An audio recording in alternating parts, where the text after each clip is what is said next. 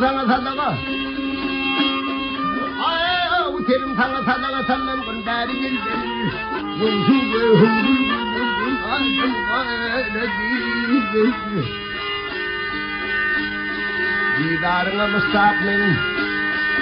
İdarına müstakmin girdime derdinler hele yıldırım gibi farklı baharı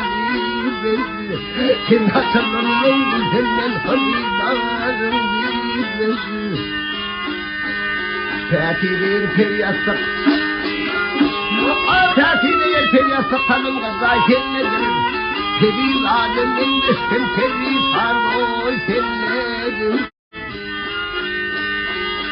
Yüzüm senin dövüşümdü Devlette ayken nedir Cellat-ı tanım anan yoktu ayken nedir Kanat bilen geldi kemali fizidir Danışta kılvat geldi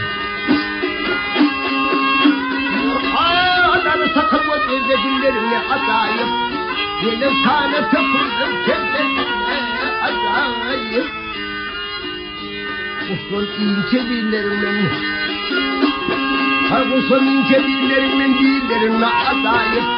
Arşirin ayrılmaz vazgeçimde acayip Senin varağın denmez bağın umuru gibi Köyümde koşuyor var Köyümde koşuyor var Sarsan beni sarmuşsun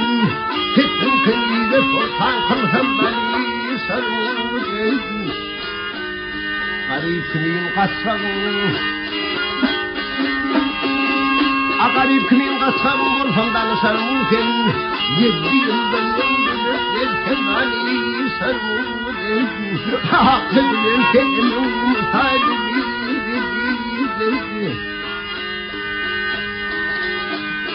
Alamullah alemi Alamullah adamı algı salıp tutulur Melek meclis içinde belli betnam etsedir Rahmeyi berhemken kılıp Rahmeyi berhemken kılıp uyandıyan iseler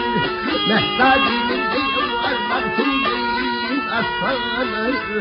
Arlıdır arlayken ben güneş sanardır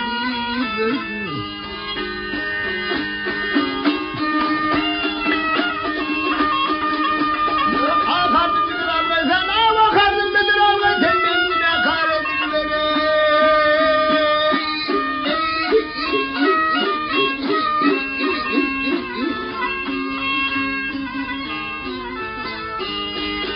Harzın bilir algay sedavay mümkün ekhavay dediğim